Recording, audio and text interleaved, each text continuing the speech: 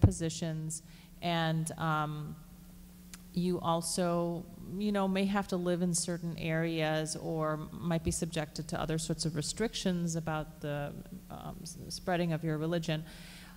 So what we find is that over time, Dhimmi populations often did decline through a gradual attrition and a gradual conversion to Islam. So conversion by the sword is really a misunderstanding of the process. It was rather kind of the slow, even if you look at places like India where Muslims ruled, Muslims ruled in India and they're still a minority. Muslims make up, maybe what, 10% of the whole subcontinent? Or no, wait, actually, it's maybe more like 20% of the subcontinent. And then you look at other places like Southeast Asia where Muslims are, it's nearly 100% Muslim population, places like Indonesia, and Muslims never ruled there. There was never a sword. Now that's not to undermine the fact that there were lots of battles of expansion and that there were lots of Dhimmi communities living under Muslim rule. And there were periods of harassment and taxation and discrimination. So it's kind of a mixed bag.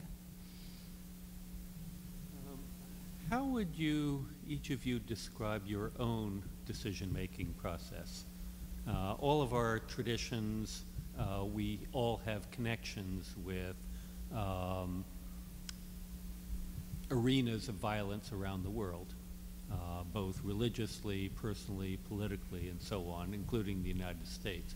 How does your own decision-making process work in deciding how to understand and to support or not support a particular violent act or military act? And what authorities do you trust? Rabbi, can you start?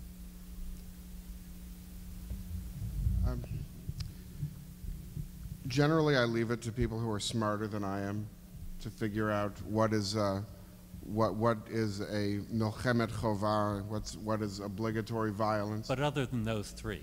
Other than those three, well, I'll tell you, I was 18 years old when the Gulf War began, and my mother was convinced that I was going to be drafted.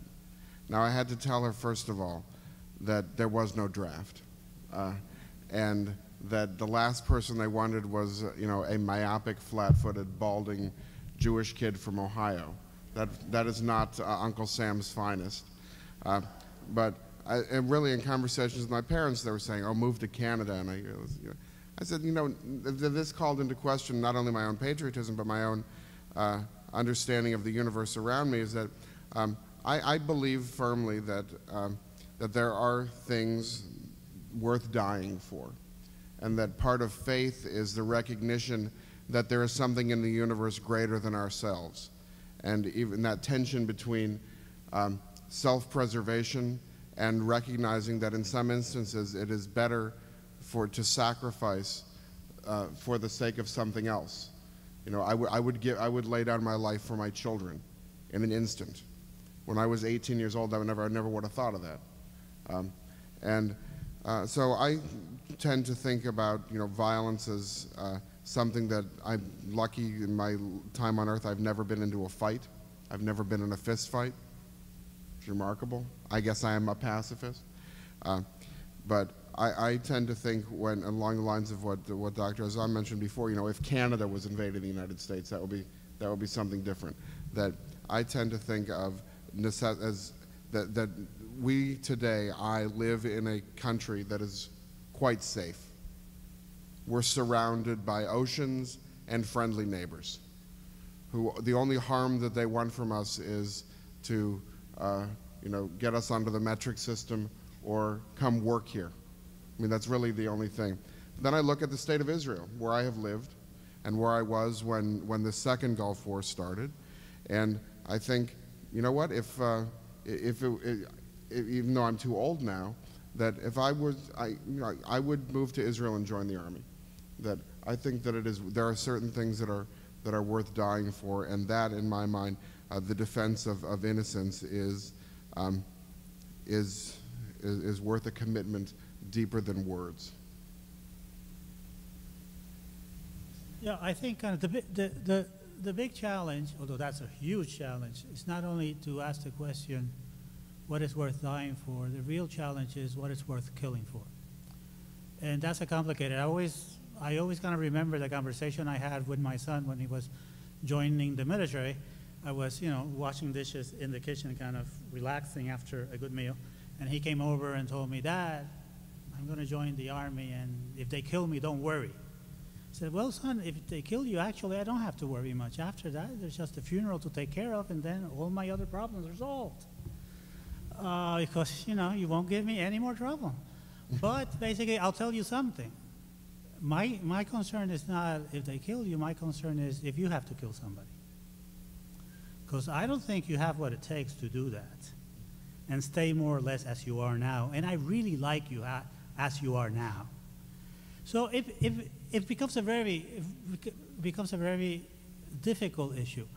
I'm a strong advocate of the just war tradition, and I advocate the just war tradition not because I think it's a good system of rules, but because it gives us criteria to discriminate among the different violences out there, which of those might be justifiable, which of those might be necessary, which of those might even be good. And I use it in part because my own religious tradition has worked hard at creating some criteria and engaging in some conversations, and because I found that whenever we discuss issues of the use of violence, most of those criteria come up as reasons why not to. And that makes me feel a little bit better, a little bit safer.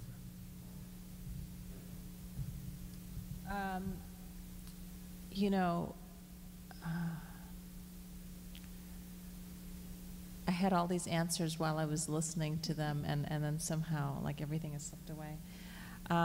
What is worth dying for and what is worth killing for? I personally have moved very close to a pacifist position. I do believe that self-defense is legitimate, and I also believe that it's legitimate to intervene on behalf of those whose well-being is immediately threatened, such as the situation in Darfur or what was happening in Bosnia.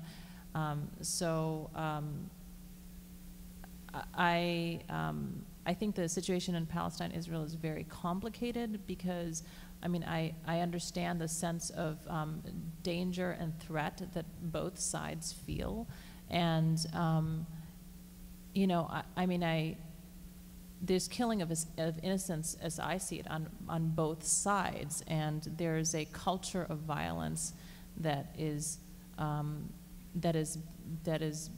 bred on both sides now. And now we're talking about more than a generation that have grown up in this situation, and so it's kind of the only or the dominant language there. And then there's so many conflicts around, the Muslim world. We have Kashmir, you have Pakistan, you have, all sorts of situations. And so my overall feeling is that, and this is no doubt tempered by the fact that I'm also a mother. And so, I cannot help but think of,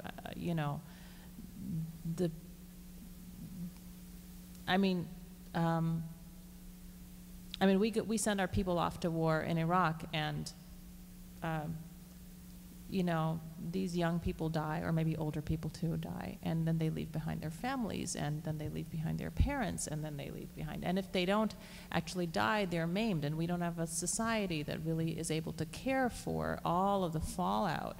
And the people who make the decisions about war are not the people who actually go to war.